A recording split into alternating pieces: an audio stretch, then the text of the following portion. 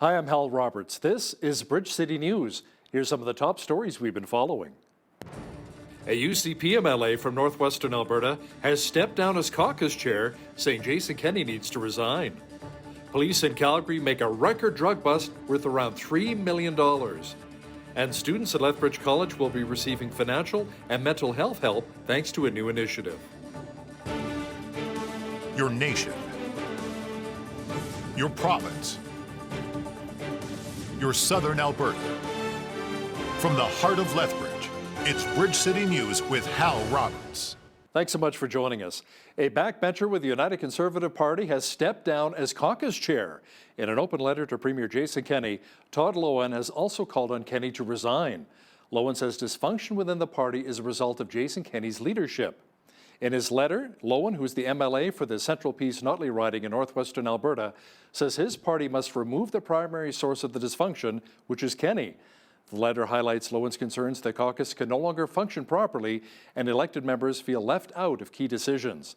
The letter also brought up the tarnished relationship between the province and the doctors, along with controversy around the province's proposed changes to coal mining on the eastern slopes. Now, there was no mention of the COVID-19 pandemic. Loewen says even though he's stepping down as caucus chair, he plans to remain on as a member of the UCP. There's apparently some confusion as to who is in charge when deciding who receives citations to those people who are breaking public health orders. I asked our legislative reporter Tyler Dawson, is it the province, in other words the AHS, or the police? Throughout the pandemic, it's been kind of unclear who's in charge of enforcing these things. Is it Alberta Health? Are the police involved? Is it occupational health and safety? So this was sort of to coordinate an interagency response. And then on Thursday, the development was that Alberta Health Services went to court and got an injunction preventing a handful of people from organizing what the court called illegal public gatherings. Now, what this does basically is allows the police to sort of enforce these rules without Alberta Health Services being present. So basically just clarifies police powers a whole bunch. Tyler Dawson will also discuss how the province will be using drones in its battle against wildfires this season. That Q&A is coming up later in our newscast. Another pastor is going on trial for breaking public health orders. First, it was Pastor James Coates from Grace Life Church near Edmonton, and now it's Pastor Arthur Pawlowski with Street Church in Calgary. Pastor Pawlowski joins me now. Now, Pastor Art, your trial is coming up on May the 20th. We all saw the video of how police dragged you and your brother away on a busy Calgary street. Now, you mentioned before how you like police and you respect them. What about your thoughts now?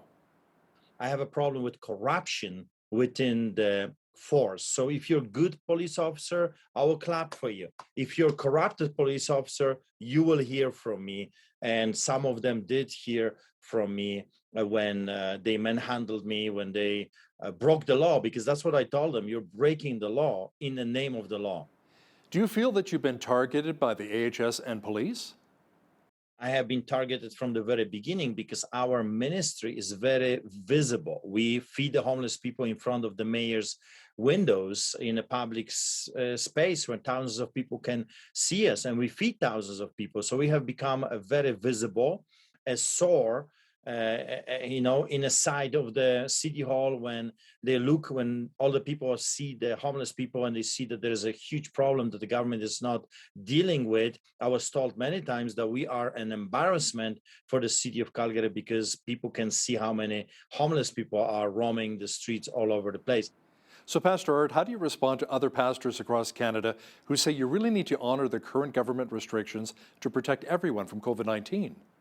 I would say to the pastors a very simple message. Who are you working for? If you're working for the government, then I get it. You will obey the government, even if the government is lying to you, manipulating, just like this government today. But if you're working for God, you will be pursuing truth, because the truth will set the captives free. I want to have the truth. I'm pursuing the truth. At the very beginning, I was physically distancing people. I was telling people to wear a mask. I did everything I could because I didn't know. Are we in the middle of the deadliest pandemic? I didn't know. Did you know? We didn't know. But now we know. There are doctors that are contacting me. There are nurses that are contacting me. They're telling me that the government is forcing them to write COVID, even though it was not COVID. The doctors are saying that we want to speak out, but they were told that we're going to lose our license. The politicians are being told they will be kicked out from the caucus. I mean, that's the reality. So now, 14 months later, we realize, and we have to realize, that we have been lied to. Thank you so much, Pastor. That was Pastor Arthur Pawlowski joining me from Street Church in Calgary. For our poll question this week, we are asking, do you agree with pastors being arrested and charged with breaking public health orders? Make sure you log on to our website, bridgecitynews.ca, and vote yes or no. We'll have the results for you on Friday evening's newscast.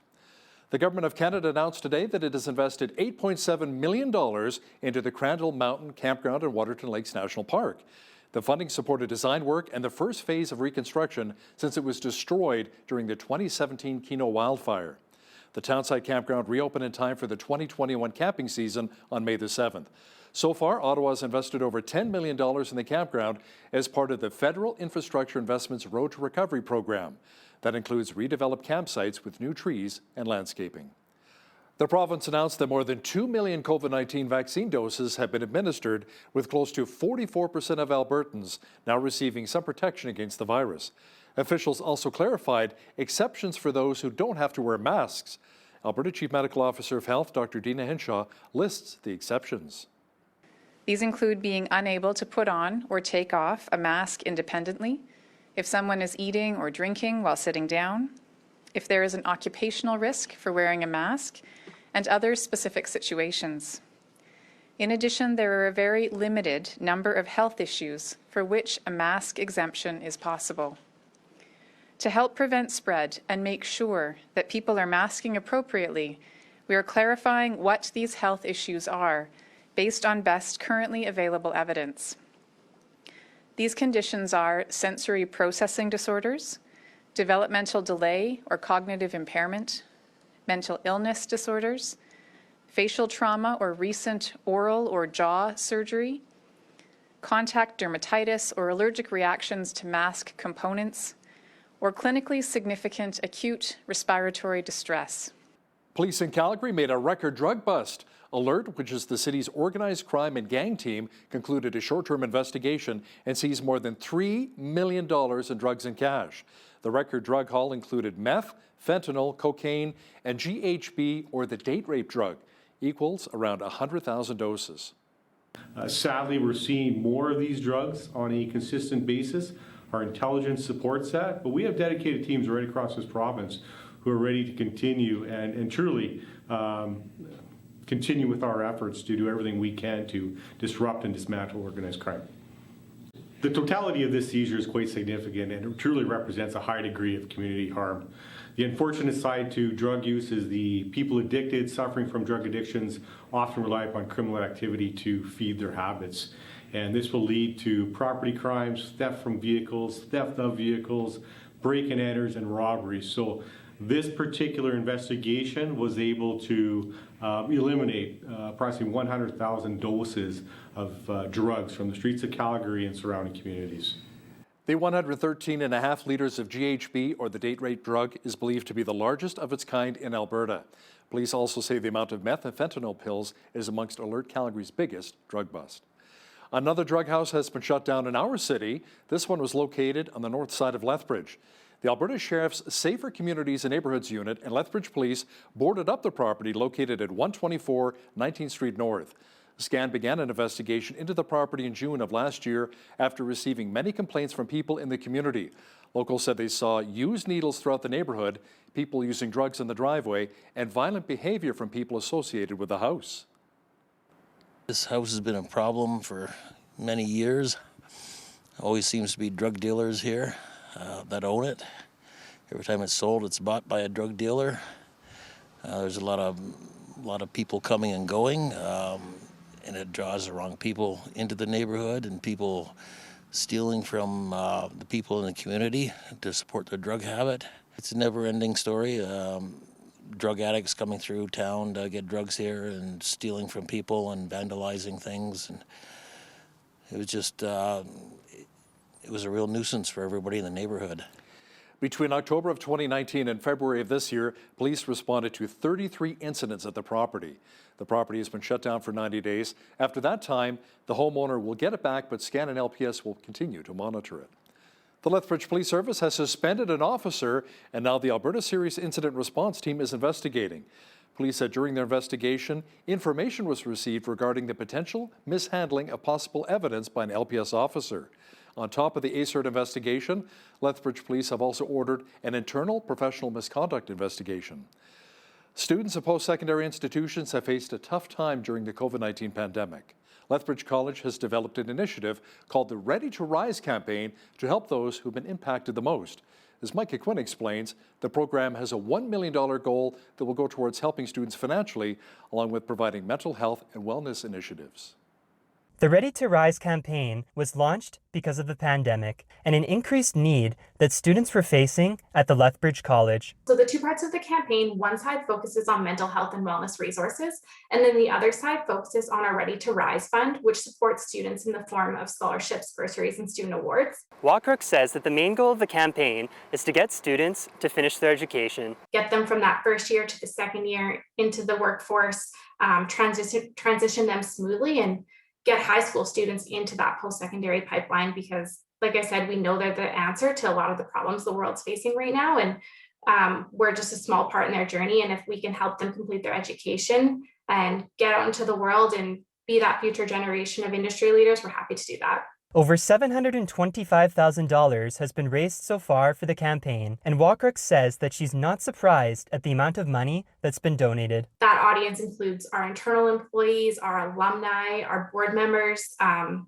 then the community itself. We have people contributing from all over because they see the value in post-secondary education. And I think right now they know that our students and post-secondary students in general are part of that economic recovery and the solution to, I think, what happens next. There's also a 50-50 raffle to support the campaign where you can win up to $10,000. If you'd like more information on the campaign, you can visit lethbridgecollege.ca/readytorise. For Bridge City News, I'm Micah Quinn.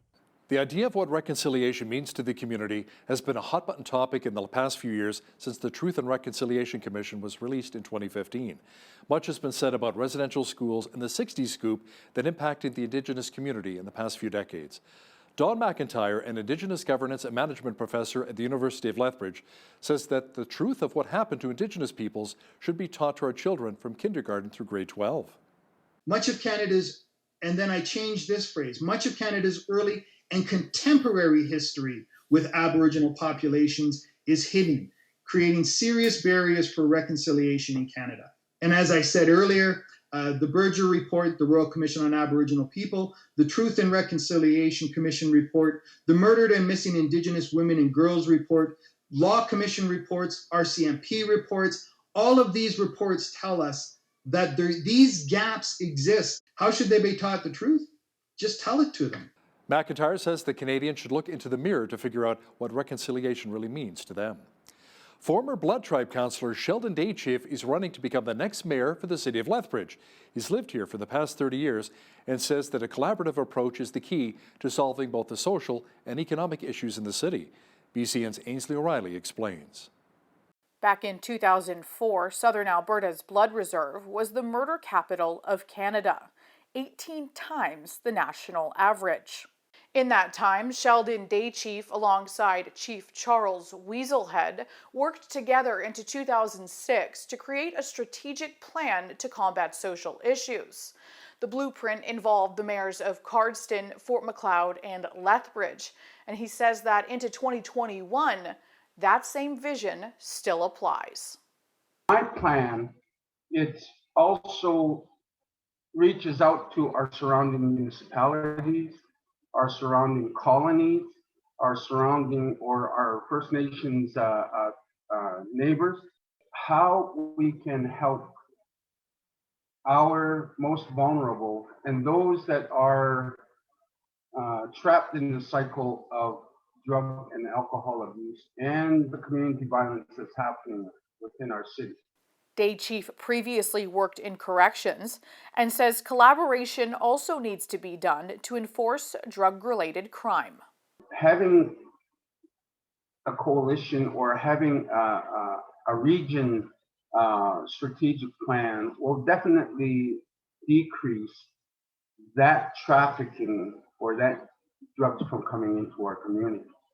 The municipal election will be held on October 18th. For Bridge City News, I'm Ainsley O'Reilly. Another name has been dropped in the hat to run for mayor for the city of Lethbridge. Gary Clausen is a longtime realtor who has a desire to help the Windy City. BCN's Naveen Day caught up with Mr. Clausen to discuss the key issues. Gary Clausen has lived in southern Alberta his entire life.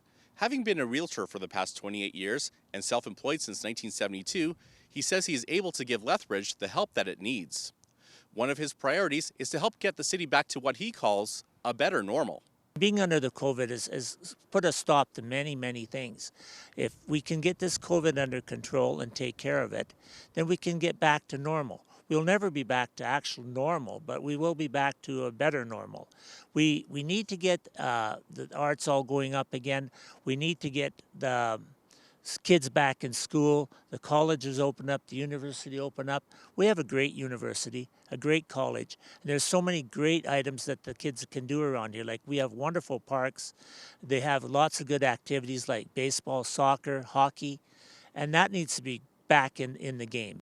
Clausen is also in favor of helping those addicted to drugs to rehabilitate. He says that rehabilitation and jobs are more important than free injections. I'm not in favor of the free injection side. I'm in favor of rehabilitation.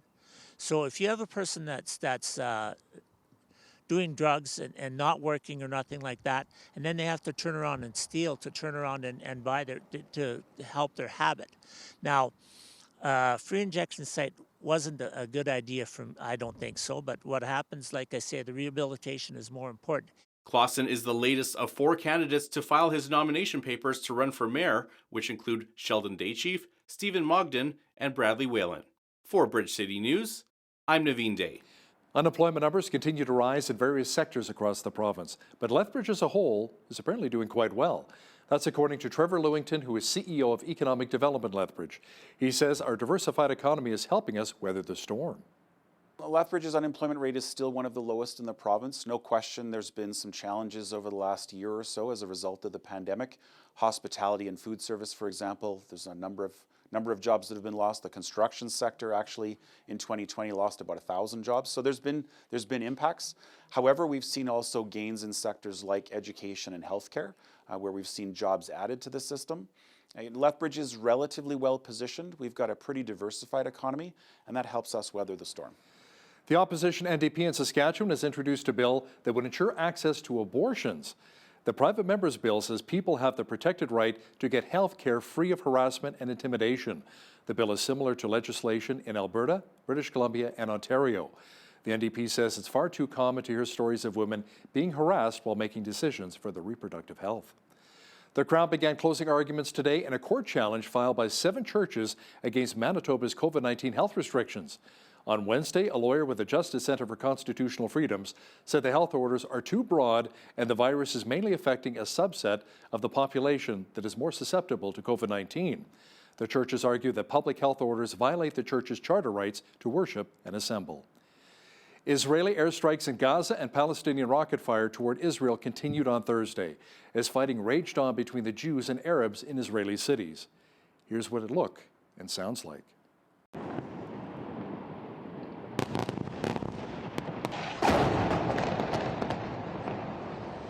Oh my God! Yes, yes, yes! I need to go down. Ah! We're going to direct the camera now towards the explosions.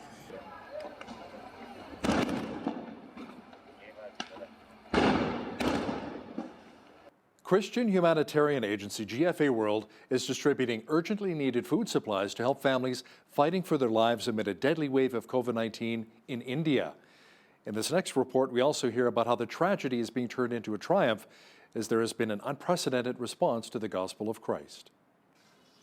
In response to India's devastating second wave of COVID-19, humanitarian agency GFA World is distributing vital food supplies to help thousands of families fighting for their lives. GFA World founder KP Yohannan says as they bring compassion, prayer and humanitarian aid in the midst of this tsunami of suffering, they're hearing countless stories of transformed lives. This family, 4 or 5 children, husband, wife, just were thinking to end their life, committing suicide as a family pack because of starvation and helplessness in this crisis. And it was our Sisters of Compassion that bringing help. They said, we we now think there's a God who knows us and we were going to kill ourselves. And of course, the 25 kilograms of rice and materials they gave and promised to come back and help them. And that's only an example of so many people, the beggar children on the streets and the blind and the helpless. KP says it's vital not to focus on the overwhelming crisis they're facing, but on the unprecedented opportunity to demonstrate the love of Christ to some of the poorest people on the planet. We should look at it from God's perspective. It's an opportunity to feed the 5,000. It is an opportunity to heal the blind and lepers. And we are the living Christ now in our generation. Let us search out how we can become part of relieving the agony of people and especially winning them to the Lord Jesus Christ's love and mercy through our involvement. This is a huge opportunity for us to express Christ's love. And GFA World is currently rushing oxygen supplies and equipment as they continue to save as many lives as they can while providing the eternal hope of Christ. Peter Wooding for the Global News Alliance. Make sure you mark down May 26th on the calendar. That's the day we're expecting a blood moon. Jeff Zwierink is an astrophysicist and a senior research scholar with reasons to believe. He believes when it comes to eclipses, it's wrong for people to equate them with Christ possibly returning. What we need to be careful about with eclipses is that eclipses are pretty regular and common. In fact, we can predict when eclipses are going to happen, when they're going to occur together, what they're going to look like in the sky, everything like that. And the Bible also makes it abundantly clear we don't know when Christ will return, but when it happens, it will be known to everybody. So I'm a little cautious about making signs of, oh, this eclipse means that Christ's going to return, because we can predict when all the eclipses are going to happen and where they're going to happen and what they're going to look like.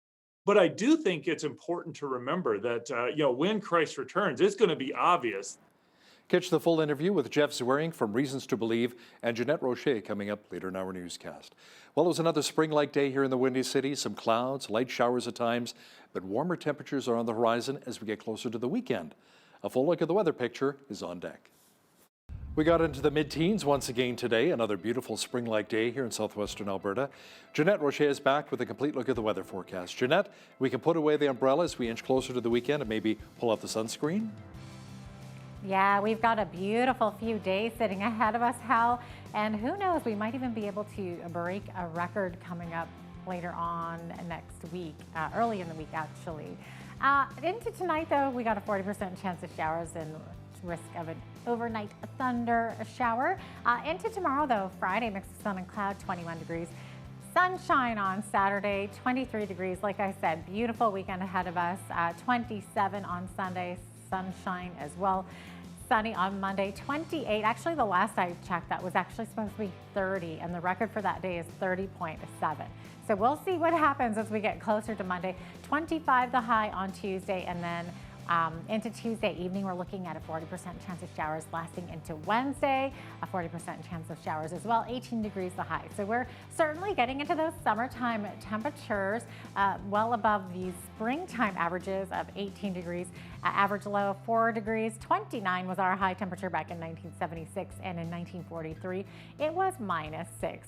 5:49 is when the sun rose this morning and sunset this evening, 9:06 p.m. So giving us more than 15 hours of daylight. Loving that. Over on the west coast tomorrow, lots of sunshine, 19 degrees in Victoria. Feeling a little cooler though near the water. 18 degrees in Vancouver, sunshine. Feeling a little windy near the water. 20 degrees in Edmonton. Looking at some afternoon showers tomorrow.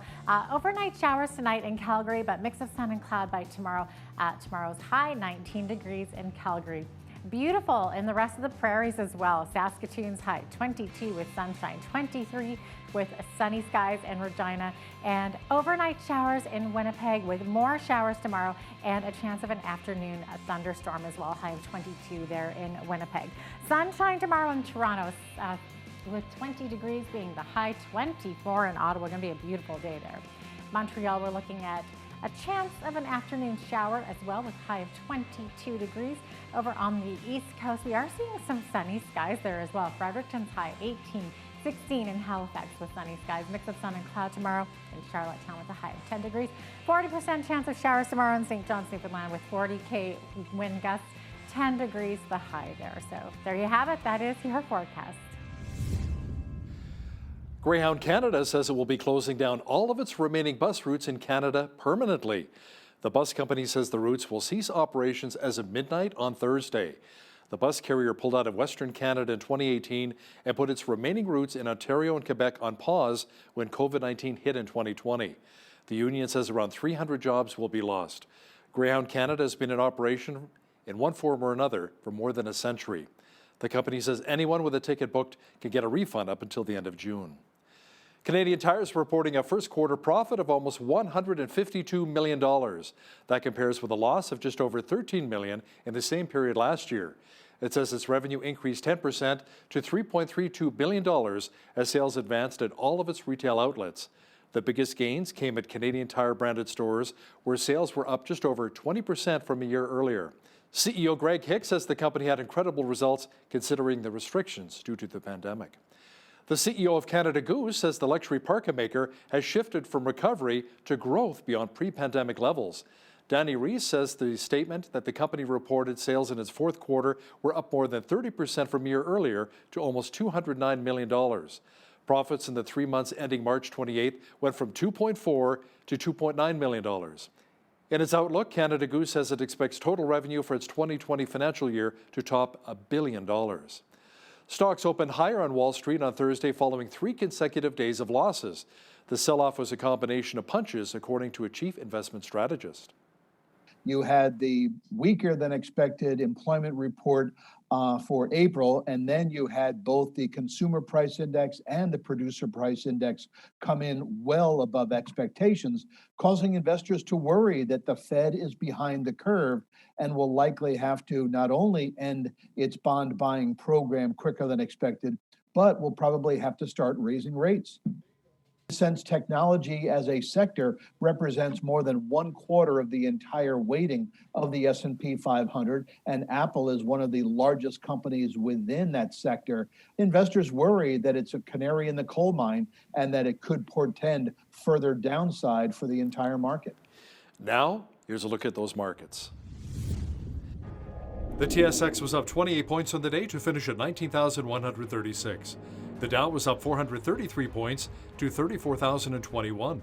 The S&P 500 was up 49 points to 4113, and the Nasdaq was up 93 points on the day to 13,125. West Texas Intermediate Oil was down 230 to 63.78 US per barrel. Natural gas was up a cent to 2.97 US. Gold was down 7 cents to 18.2665 US an ounce, and silver was even on the day at 27.09 US an ounce. Wheat is at $349 per metric ton, barley's at $356, canola's at $857, and corn is at $402 per metric ton.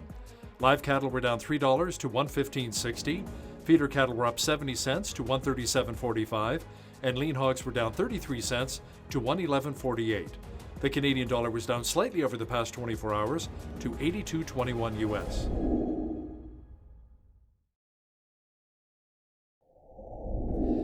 Recapping one of our top stories this hour, a backbencher with the United Conservative Party has stepped down as caucus chair. In an open letter to Alberta Premier Jason Kenney, Todd Loewen has also called on Kenney to resign. Loewen says dysfunction within the party is a result of Jason Kenney's leadership. In his letter, Loewen, who is the MLA for the Central Peace Notley riding in northwestern Alberta, says his party must remove the primary source of the dysfunction, which is Premier Kenney. It appears as though police in our province are enforcing the COVID-19 rules more thoroughly. Legislative reporter Tyler Dawson will have details for us in just a moment. It appears as though police in our province are enforcing the COVID-19 rules more thoroughly. To discuss this in more detail is our legislative reporter and the Alberta correspondent with the National Post, Tyler Dawson, joining me from Edmonton. Tyler, the enforcement included the arrest of Calgary street preacher Archer Pawlowski, people running the Whistle Stop Cafe and Mirror in central Alberta, and the organizers of the Bowden Rodeo.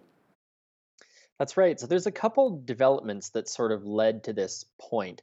The first was a press conference early last week where Kenney was talking about a lack of compliance among Albertans as a contributing factor to the third wave.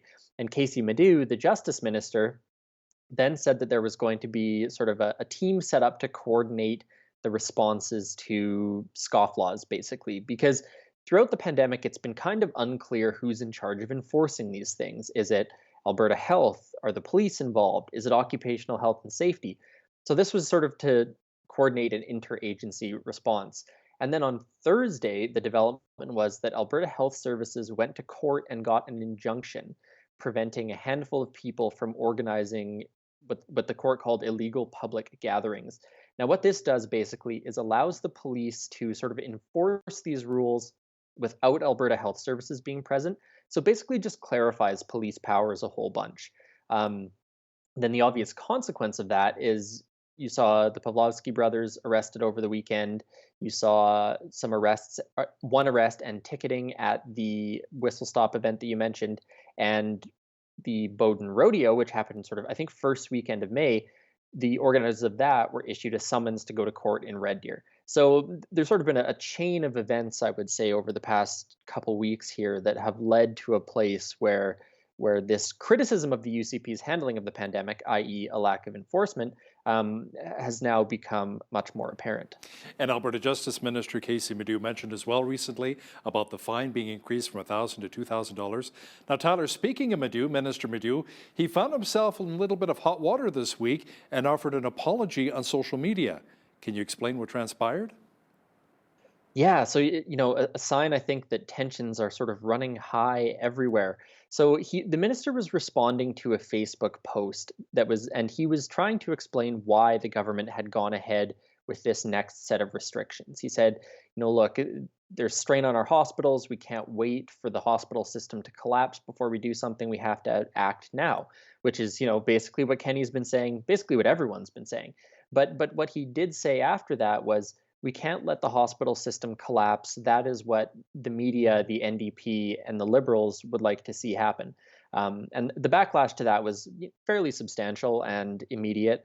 Journalists posting about family members they've lost, politicians condemning it from Ottawa, from Edmonton. And then the Premier was asked about it on Tuesday evening, and he said, I haven't seen the post yet. And then a couple hours later, Madu came out and said, look, I was wrong to say this. That's not what I meant. So he climbed down from that one fairly quickly. But, I think it's a sign to some extent of, just how tense everyone is right now, Oh, yeah, definitely. The anxiety, the depression, with all of this, not just impacting us, but our politicians as well. Tyler, we're about a week into the latest round of COVID-19 restrictions, which ended in-person dining, even on our patios outside. That kills me, especially with our beautiful weather here in southern Alberta. Premier Kenney, in announcing them, said this is the final push before the vaccines take hold, or stop the spike, as the UCP puts it. Yeah, and we are seeing, I would say, pretty substantial vaccine uptake. It sort of opened up to the younger generation in the past week or so, and it certainly seems like everyone I know anyways is posting their selfies on social media, out there getting their shots. So that's the hope, of course, that this is going to be a few weeks more shut down, patios will be closed, retail, of course, limited to fewer people, houses of worship under similar rules to that, in-person gatherings, outdoor gatherings are restricted. It's a back to the future thing a little bit. We've seen these rules before, but the weather is getting nicer, so it's a little bit harder to stomach, perhaps. But of course, the vaccines are on the way, and that's sort of the light at the end of the tunnel, the North Star that everyone's looking at this point, I think, just hoping that we're going to have a summer here. Absolutely. The spring sitting at the legislature was suspended, but may be back soon. This has meant that there has been no question period fireworks lately. Committee work is ongoing virtually, but no other work, including debating bills, is going on, and some politicians want to debate paid sick leave. Yeah, so that's why it's been so quiet lately. I was thinking about it this week that it doesn't seem like there's been all that much going on, which is, not the case, but you don't see the headlines and the fireworks to the same extent. So if you back up about a week, the UCP decided that they were not going to bring the legislature back for 2 weeks. Now, the reasoning for this was that they had been on a constituency week before that, so they'd been back in their constituencies with their families, perhaps seeing some people here and there, and they didn't want to bring COVID back to the legislature.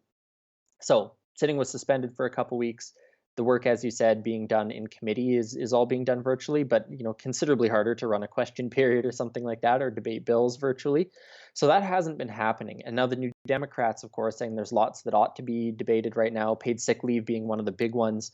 So they haven't been happy about that. But from a political angle on the whole thing, there's been a lot of criticism of the government at this point in time. They've had a rough go of it the last few weeks. So there's sort of the reason they gave of protecting the legislature from infection, but on the flip side, a cynic might say they just wanted to be away from the limelight for a couple weeks. Well, I think you and I also talked about at one point in time there was an outbreak at Kenny's office, right?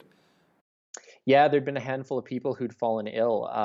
And the UCP did say that this was not linked to any specific infections, but you never know what could come back in while people were at home. Tyler, thanks to a deal between the U.S. State Department and the province, thousands of Alberta truckers can now get vaccines from neighboring Montana, and the vaccines will be offered at rest stops along I-95. Now, what's important here is that it keeps trade open between the two jurisdictions. So obviously, there's a ton of cross-border truck traffic. Throughout the pandemic, truckers have been one of the sort of few groups that have been able to go back and forth between the United States. So the agreements between the Montana government and the Alberta government, and truckers will be able to get, I believe it's the one-shot Johnson & Johnson vaccine when they're in Montana. Now, of course, it immediately made me think that Montana must have some wonderful rest stops if that's where they're going to be, offering vaccinations, because gosh, I wouldn't want to get any medical thing done in some of the ones we've got here. But the idea, of course, is that it will keep trade open more easily. People don't need to worry as much about bringing infection back across the border, worrying about bringing infection back to their families, things like that. Now, the other thing worth mentioning on this front is that Manitoba actually has a similar deal in place with North Dakota, which borders them. And then Ontario has been discussing with its neighboring states the possibility of doing something similar. So, of course, this is trading off on the fact that the United States simply has a little bit better, a lot better COVID-19 vaccine supply than we do. Now let's talk about Enbridge, Line 5, and the shutdown. The governor of Michigan wants it completely shut down, but Tyler, does it not provide a lot of fuel and home heating fuel to the state? I mean, first the issues with Biden pulling the presidential permit to the Keystone XL pipeline expansion, and now this. So that's fundamentally the big issue from the Alberta perspective. Of course, this pipeline running through sort of central Canada, not an Alberta-specific pipeline like Keystone XL was. But Enbridge, the company behind it, of course, headquartered in Calgary. So there is an Alberta link to this, of course. But the broader fear from the government, is that if this pipeline can be shut down, such an important pipeline, as you say, bringing in so much fuel, if that can be shut down, sort of is nothing sacred. So for the Alberta government, which has this real concern about getting its product to market, getting it across the U.S. border, getting it to Tidewater in Canada, this is just sort of a line in the sand to some extent, a bulwark that the government wants to ensure that this project does not get canceled, or I shouldn't say canceled, shut down for sort of political reasons. And it's also notable, I would say, because you have the federal government really taking the lead on this, it seems. They've filed the court documents. They've been in discussion with their counterparts in the United States. But I should add that on Wednesday afternoon, Rachel Notley's New Democrats came out and said that Kenny needs to step up on this, needs to take the lead on it. In classic political opposition behavior, they didn't really offer much by way of suggestions about how to do that, but they were calling on the premier to come out and perhaps make a statement or do something more forceful on this front. You know what I find really interesting too, with a lot of opposition parties, they always complain about what the current government is doing instead of coming out with solutions. It's like, let's attack, but we have no solutions ourselves, but we're going to keep attacking. That's half the fun of it. I mean, in some ways you think, why would you ever want to be in government? It's so much more fun to be in opposition. Right? Exactly. Yeah. I guess kind of like in the movies. I want to be the bad guy, not the good guy all the time, right? I want to be the bad guy. Now, the province is giving $1.5 million to help family resource centers across the province, including here in Lethbridge. Now, speaking of a good guy, now will this help support a lot of families with disabilities? Yeah, so these resource centers sort of exist around the province. There's a whole bunch of them, and this money's been given out as grant funding to sustain and expand programs, start a couple new programs, I believe. So these are generally centers that help families that have, say, children or relatives with developmental disabilities who need services and support. So little bit of good news spending from the Alberta government. And as we sort of talk about every time, it just goes to show that there are things going on in the background of Alberta politics that aren't just COVID-19 or aren't just oil and gas. There's other stuff happening too, of course. Tyler, wildfire season is just around the corner. Southern Alberta's already had to deal with a whole host of grass fires. Now the province has announced further use of drones to survey for fires and hotspots during the 2021 fire season. So they put out a press release basically detailing some of this new technology that they're going to be using and expanding the use of this year. And one of them was drones, sort of surveying fire areas to, check the size of the fire, to look for hot spots where fires might emerge, things like that. They also talked about some of the other technologies, such as, sort of this gel-like water substance that they are going to be spraying on fires. So they're not just dumping, buckets of water. They want this gel, the more gelatinous water that, I'm not the scientist here, Hal, but that's what they're planning on. And the idea is that it's going to stick a little bit better and help extinguish the fires. So, we had, I think last year had a relatively light fire season, but obviously there have been years when they have not been light fire seasons. And I'm not sure what it's like down in Lethbridge, but man, is it ever dry up here. So it's, for the best, I would say that they seem to be really planning ahead on this season. Well, I got to say, my neighbor's lawns are looking nice and green. I've got kind of a gravel lawn, so it's low maintenance, but my trees are really appreciating and all the moisture we've had lately. And of course, there's also the 2017 Keno wildfires. We remember those quite well here in Southern Alberta, which almost devastated the entire town of Waterton. So any moisture and any help we can get is definitely appreciated this time of year. Our legislative reporter and the Alberta correspondent with the National Post, Tyler Dawson, thanks for joining me today from Edmonton. Always a pleasure, Hal.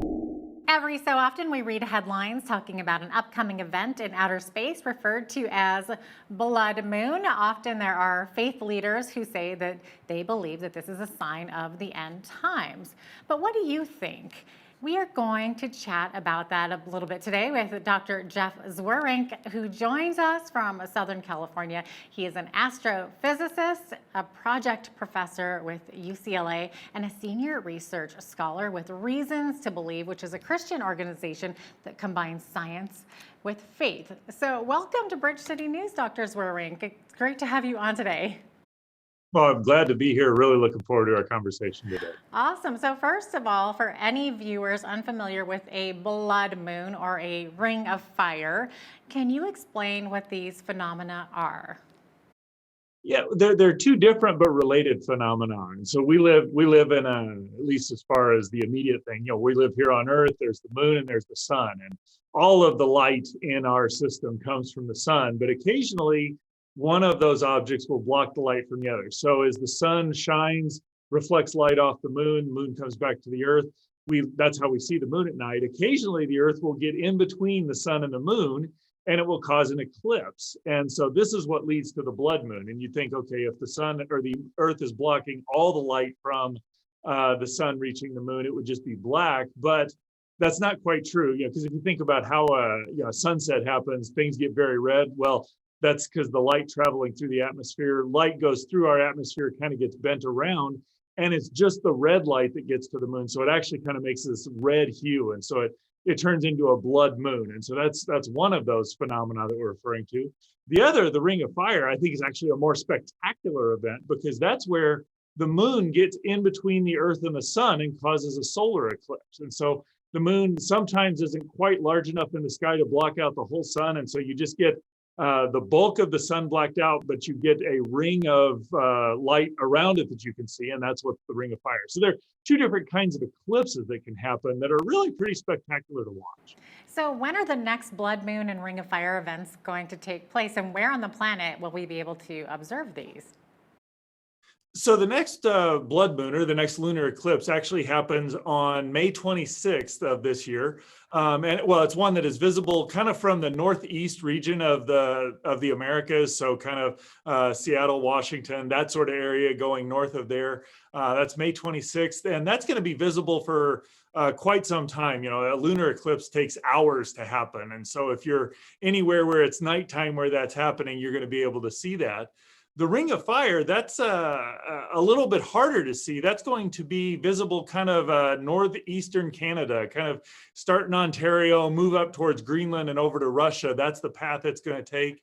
The ring of fire aspect of it, it's only going to last for maybe tops 4 minutes. So they happen on very different timescales, and that's going to happen, I think it's June 10th of 2021. And again, that's visible kind of Canada, Greenland, over into Russia. Right. So both of those coming up soon. Like you were saying, May 26th and then June 10th. Mark your calendars, especially if you live in that area of the world. Now, how often do these types of eclipses happen, especially in tandem like this? Well, the reality of it is every year there's anywhere from 4 to 7 eclipses. So we tend to think of them being very rare. And often why they're rare is because it's to see a solar eclipse is kind of rare, because though they happen anywhere from 2 to 5 times a year, just a solar eclipse, they only happen over a very small portion of the United States. So, I've been around for at least 5 decades, and I have seen 3 solar eclipses in my life. One I had to travel 500 or 800 miles to get to. So those are kind of rare for any individual part of the world to see, but eclipses happen all the time. So the reality of it is this isn't a particularly rare event, but for any one person to see both of them, it is a little bit unusual. Oh, for sure. Now, you as a Christian astrophysicist who has a scientific mind and also a heart of faith, how do events like this impact you personally? Well, I'm just kind of fascinated as a scientist on eclipses. I mean, I have seen many lunar eclipses. Like I said, those happen kind of twice a year. Whether you can see them or not is always a little bit. But, I remember my parents, when I'm 5, 6 years old, would get us up at 2, 3 in the morning to watch the lunar eclipse. And we'd watch for 15, 20 minutes, half hour, and then go back to bed. I'll get my kids up to do that. So, I mean, as many as I've seen, I'll still go out and see them. The opportunity to see a solar eclipse, especially one where you've got a total eclipse, that is hands down one of the most spectacular events I've ever seen. I traveled in 2017 up into Oregon to see the one that happened. And as much stuff as I've seen in my life, I have never seen anything like that. So they're just very spectacular events to watch. I also like them from the science perspective, because there are things we can learn about the heavens because eclipses happen. And, it's kind of interesting when you think how large the moon is and how small the moon is, that if you were to actually look at them in the sky, they take up about the same region of space in the sky. So there's some kind of interesting science that comes out of what we can learn by looking at eclipses. How small the moon is compared to which? Well, so the sun is you could put 10 times, I think there's 100, you could put 100 Earths across the diameter of the sun. The moon is much smaller than the Earth, but when you look at them in the sky, you can actually cover them up with your thumb. You got to be careful doing that with the sun, because you don't really want to look at it. But your thumb will cover both of them, because they're about the same angular size in the sky. Isn't that fascinating? That's amazing stuff to me. I love outer space and stuff. It's fascinating to me. Now, the Bible does speak of celestial signs related to prophecy, doesn't it? So in Joel 2:31, it says, "The sun shall be turned to darkness and the moon to blood before the day of the Lord comes." So there's also a similar verse in Acts 2:20 that says, and also in the book of Revelation, right? Chapter 6, verse 12. So what are we supposed to make of these verses? How do we know if one of these celestial events is actually referring to the return of Jesus? Well, I think when I look at those, one thing that is abundantly clear, that is hands down taught throughout Scripture, is that Christ is going to return. And and when it happens, it will be obvious and known to all. And so some spectacular things are going to occur in the heavens. The sun's going to be darkened, the moon's going to be turned to blood. What I don't know that that's referring to eclipses, although that may be a part of it. Part of why I don't think or what we need to be careful about with eclipses is that eclipses are pretty regular and common. In fact, we can predict when eclipses are going to happen, when they're going to occur together, what they're going to look like in the sky, everything like that. And the Bible also makes it abundantly clear we don't know when Christ will return, but when it happens, it will be known to everybody. So I'm a little cautious about making signs of, oh, this eclipse means that Christ's going to return, because we can predict when all the eclipses are going to happen and where they're going to happen and what they're going to look like. But I do think it's important to remember that when Christ returns, it's going to be obvious. The sun's going to be darkened, the moon will appear red. That I think that's probably referring less to eclipses and more to catastrophic events occurring in the atmosphere, maybe a large volcanic eruption, but it's going to be very obvious when Christ returns. I think that's the main point of what those passages are about. And if we're aware of the signs, we're going to be recognizing when it's happening. Interesting, very interesting. Now, the Bible was written for everybody, past, present, and future, but it was written to specific people, wasn't it? So, for example, the church of Ephesus, or perhaps for those living in Israel, is it possible that any celestial signs the Bible speaks of need to be ones that can be observed either in those specific areas on Earth or perhaps everywhere on the planet, as opposed to just a few nations around the globe? It's so up for debate, isn't it? I think that's a pretty important point. I think we need to be very careful how we read Scripture. I know there was a few years ago, somebody was talking about there's a sequence of 4 moons that happen to occur on various holy days, and saying, okay, this is something important. The reality is that happens. There's a regularity with how that happens throughout history. But what was interesting is that at least a couple of those eclipses, those blood moons, were not visible from the nation of Israel. And so, what would that mean if Israel, it's daytime when they're occurring? That wouldn't be a sign to them. And so I do think we need to be pretty careful. Again, I think what Scripture is abundantly clear about is that there will be Christ's return. That's going to happen. That's not a metaphorical or something like that. He's going to return, and when it happens, it will be abundantly obvious.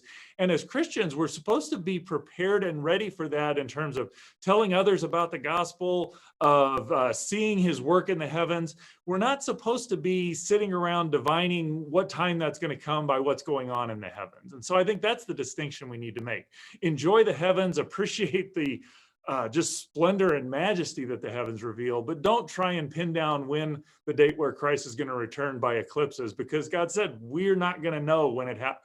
We can't predict when it happens, but we'll know when it happens. Mm-hmm. Okay, so let me throw another question at you. This is kind of controversial, but was the Star of Bethlehem a real celestial event pointing towards the birth of Jesus? Is there a scientific explanation behind that? Yeah, I very much do think it was an actual event. You've got places in Scripture where it's recorded as, again, not telling metaphorical stories of the wise men in the east saw the star and came to Jerusalem to find the king. So this is something that was being recorded. Now, the question is, what is that celestial event?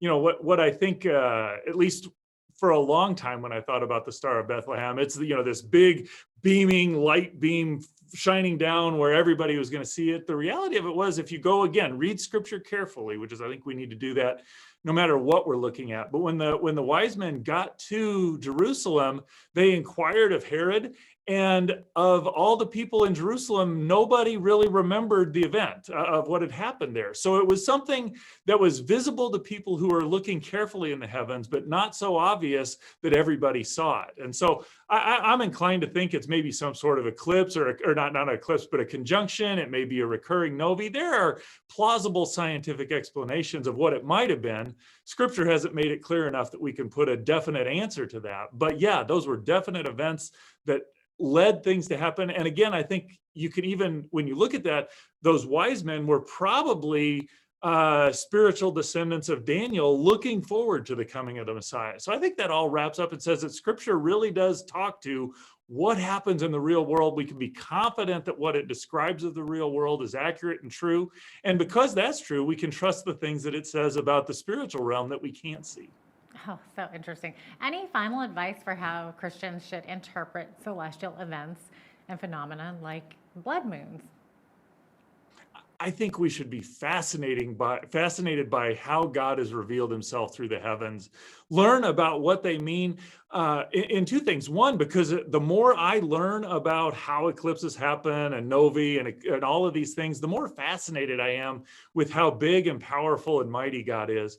But it also keeps me from being drawn into speculation that is often incorrect. When Christopher Columbus came to the New World, part of the thing he did is he used an eclipse to trick the people in the world to take care of him. We don't want to be easily tricked as Christians. So we need to read and be careful, aware of the science and how things work so that we can appreciate God's splendor and majesty, but not be taken advantage of by those who want to use celestial events for their personal gain. Great advice. Thanks so much for being with us today, Dr. Zweerink. Thanks so much for sharing your knowledge there. It was very fascinating to hear. Really enjoyed being here. Thanks for the invitation. Dr. Jeff Zweerink is an astrophysicist with reasons to believe. I'm Jeanette Roche on behalf of all of us here at Bridge City News. Thanks for watching.